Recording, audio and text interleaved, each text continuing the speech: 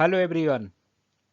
Pharmaceutical analysis के short answer type question discussion session part 2 में हम लोग आज डिस्कस करेंगे ऐसे क्वेश्चंस जो अलग अलग ईयर्स में पूछे गए हैं। So let's start now. Question number 1, differentiate between the accuracy and precision AKTU 2021-22 में पूछा गया है क्वेश्चन। एक्यूरेसी क्या होता है? It is the correctness of the measurement in a comparison with the true or acceptable value of the quantity measurement। जो हम reading ले रहे हैं उसकी जो करेक्टनेस है मेजरमेंट की, ये किसके नियर बाई होती है? ट्रू और एक्सेप्टेबल वैल्यू के नियर बाई होती है, उसको हम लोग एक्यूरेसी बोलते हैं। It refers to the how near the observed value is to the true और स्टैंडर्ड वैल्यू। जो ऑब्जर्व वैल्यू है वो कितना नियर बाई है ट्रू वैल्यू का, ट्रू वैल्यू से या स्टैंडर्ड वैल्यू से, ये उसकी एक्यूरेसी कही जाती है। नेक्स्ट, प्रिसिशन क्या होता है? प्रिसाइज वैल्यू जो होती है, it is a degree of reproducibility. Precise का मतलब होता है जो वैल्यू हमारी आ रही है, जो हमारा इंस्ट्रूमेंट वैल्यू जनरेट करता है, उसमें अंदर रिप्रोड्यूसिबिलिटी है, तो उसे हम लोग बोलते हैं प्रिसिशन। जैसे मान लीजिए कि हम लोग पीएच मीटर से किसी सोल्यूशन का पीएच निकाल रहे हैं और वो पीएच इंस्ट्रूमेंट हमारा जनरेट करता है 4.8, so it will for the solutions it will repeating the result 4.8 4.8 4.3 times और 4 टाइम्स और much more times, then it is the precise value.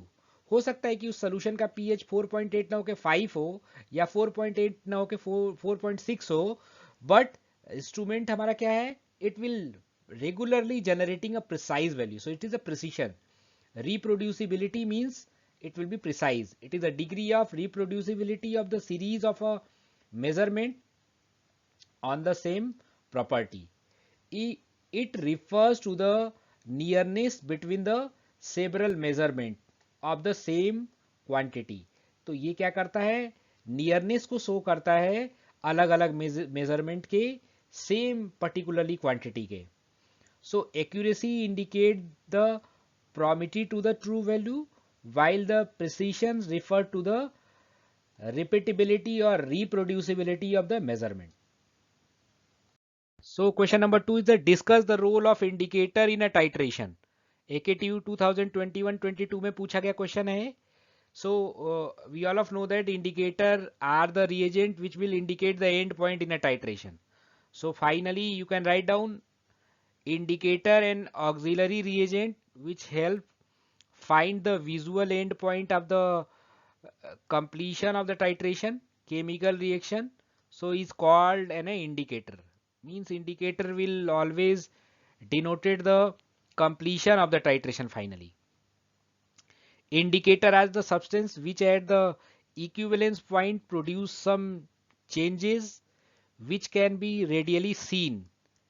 जो इंडिकेटर ऐसे सब्सटेंस होता है जो क्या करता है, इक्विवेलेंस पॉइंट पे basically it will generate a some change and finally it will be visualise. वो जो चेंज होता है it can we can which can be readily seen properly through the eyes. They are use to detect the end point of the titration finally. End point of the titration के लिए इसका use करा जाता है, उसको identify करने के लिए। एग्जाम्पल एक लिख रखा है, जैसे मैंने फिनोप्थिलीन जो होता है एसिड बेस इंडिकेटर होता है। फिनोप्थिलीन एसिडिक मीडियम में जो होता है कलरलेस होता है और बेसिक मीडियम में पिंक कलर जनरेट करता है। So it is a indicator, finally it will indicate the end point of the titration. So define the limit test. Limit test, the word limit means the limit of the any impurities we can determine through the limit test। So it is a quantitative or the semi-quantitative test designed to identify and control the small quantity of the impurities which is likely to be present in a substance or compound। So question number 4, define the following terms standard solution and its types। AKTU 1920 में भी पूछा जा चुका है, 2018-19 में भी पूछा जा चुका है। एक बार पूछा है क्वेश्चन की what is the difference between the primary standard and secondary standard. तो ये दोनों क्वेश्चंस का प्रॉपर आंसर यही है। So solution of accurately known strength is called the standard solution.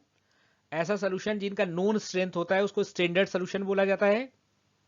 It is of the following two types. One is a primary standard solution and second is a secondary standard solution.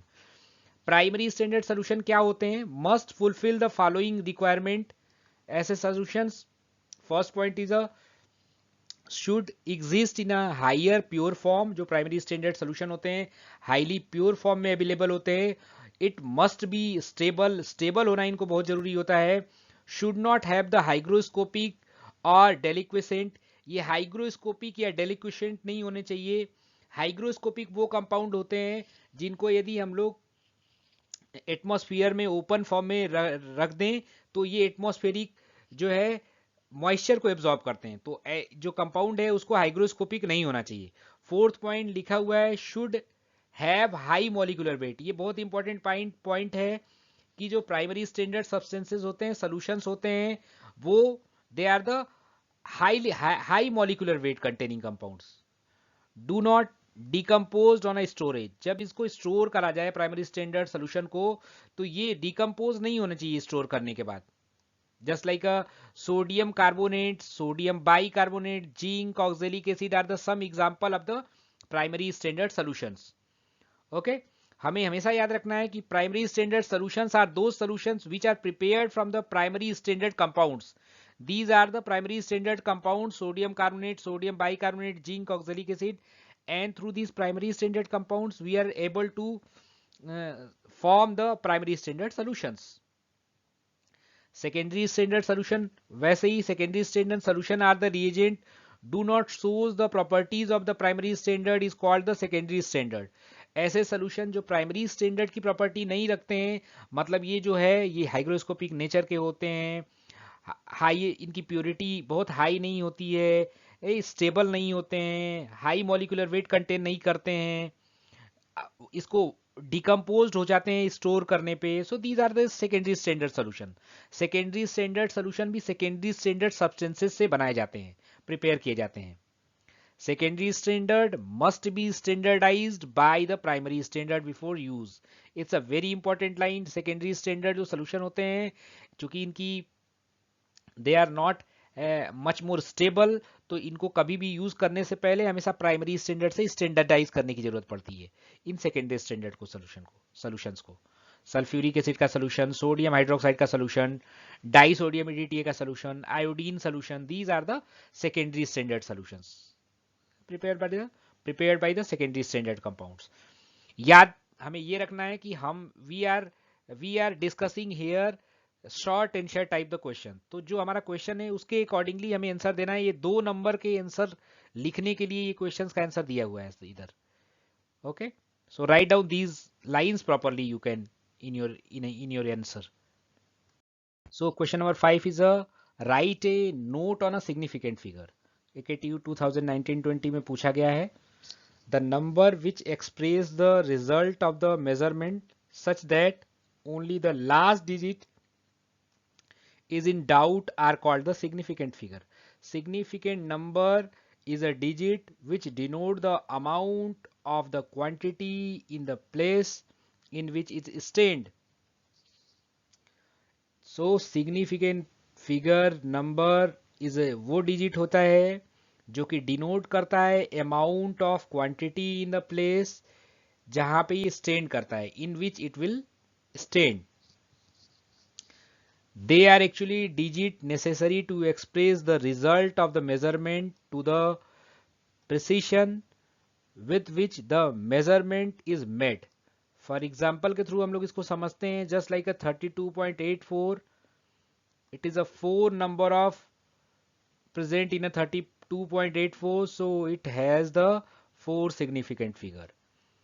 0.00942 actually total 1 2 3 4 5 6 these numbers are present in this particularly value, but the significance are based on a 942 only, so it's a only 3 significant figure are having. 0.35 has the 3500 means these 5 are the responsible for the significance. He has the 5 significance figure. So question number 6 is a define oxidizing and reducing agent. AKTU 2017-18 में पूछा गया है, बहुत important question है, इस बार भी ये जरूर से जरूर आएगा. सो ऑक्सीडाइजिंग एजेंट्स जो होते हैं वो क्या होते हैं? Oxidising agents are the reagent which itself undergoes the reduce. जो भी एजेंट होते हैं जस्ट लाइक ऑक्सीडाइजिंग एजेंट होते हैं, तो itself it will be reduced. Reduce होने का मतलब होता है gain electron. So oxidising reagents are the reagents which itself undergo reduced gain electron and cause the oxidation of the other reagent is called the oxidizing agent. Oxidant बोलते हैं इसको. Potassium permanganate हो गया, पोटेशियम डाइक्रोमेट हो गया, chromate हो गया, potassium chromate हो गया, these all are the oxidizing agent. Reducing agents are the reagent which itself undergoes the oxidize. याद रखना है कि जो भी reagent होते हैं वो just itself do the just opposite thing. Just like a reducing agents, ऐसे reagent होते हैं जो अपने आप जो होते हैं undergoes oxidized होते हैं, oxidation generate करते हैं. Itself undergoes oxidation. Oxidation का मतलब होता है loss of electron, losses of electron. So reducing agent वो होते हैं जो itself undergoes oxidation, electron को लूज करते हैं, कॉज करते हैं reduction on the other reagent, is called the reducing agent. Okay, for example ferrous sulphate जैसे फेरिक सल्फेट में कन्वर्ट होता है, तो ferrous sulphate is a reducing agent.